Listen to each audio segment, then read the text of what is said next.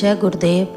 जैसा कि गुरुदेव हमें सदैव सत्संग में बताते हैं कि सब घट मेरा साइया, सोनी सेज न कोय, बलिहारी वा घट की क्या घट प्रगट होय। एक बार की बात है, उत्तर भारत के एक छोटे से गांव में संत नामदेव का आगमन हुआ। प्रेम और भक्ति के महान उपासक थे जो मानते थे कि परमात्मा हर जीव में बसता है। उनका एक मंत्र था, सब घट मेरा साइया, यानी हर दिल में मेरा भगवान है। गांव के लोग संत नामदेव की बातों से प्रभावित तो थे, लेकिन उनमें से कई लोग अब भी जात पात, अमीरी गरीबी और ऊंच नीच के भेदभाव में डूबे थे। वे सोचते थे कि ईश्वर सिर्फ मंदिर में ही होता है, वही लोग भगवान को पा सकते हैं जो नियम से पूजा करते हैं। एक दिन गांव के एक बड़े जमींदार ने संत से पूछा, बाबा आप कहते हैं कि सब घट मेरा साइया, पर क्या एक चोर, भिखारी या नीच कुल का व्यक्ति भी भगवान का वास हो सकता है? संत मुस्कुराए और बोले, आओ मैं तुम्हें दिखाता हूँ। मैं जमींदार और अन्य ग्रामीणों के लेकर गांव के बाहर एक तंग झोपड़ी में ले गए, जहाँ एक बूढ़ा मोची अपनी बीमार पत्नी की सेवा कर रहा था और चुपचाप राम राम जप रहा था। संत बोले, देखो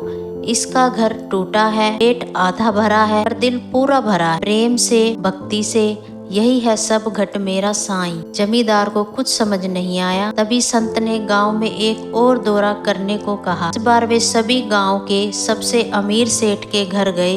भोग विलास और आडंबर के बीच भी संत को कोई श्रद्धा नजर नहीं आई। सेठ केवल दिखावे के लिए पूजा करता था और गरीबों को दरवाजे से भगा देता था। संत ने सबकी ओर देखा और बोले, जहाँ प्रेम नहीं वहाँ साईं नहीं। मंदिर में मूर्ति हो सकती है पर जीवन में भगवान तभी आते हैं जब दिल सच्चा हो। सब घट मेरा साईं का अर्थ है कि परमात्मा हर प्राणी में बसता है, अमीर गरीब, ज्ञानी अज्ञानी सभी में। इस दिन यह ज्ञान लोगे, उसी दिन सच्चे ईश्वर से मिलोगे। भगवान केवल मंदिरों या किताबों में नहीं, हर जीव के दिल में बसते हैं। जब हम दूसरों को आदर और प्रेम से देखते हैं तो हम सच्चे अर्थों में ईश्वर के दर्शन करते हैं। हरि ओम।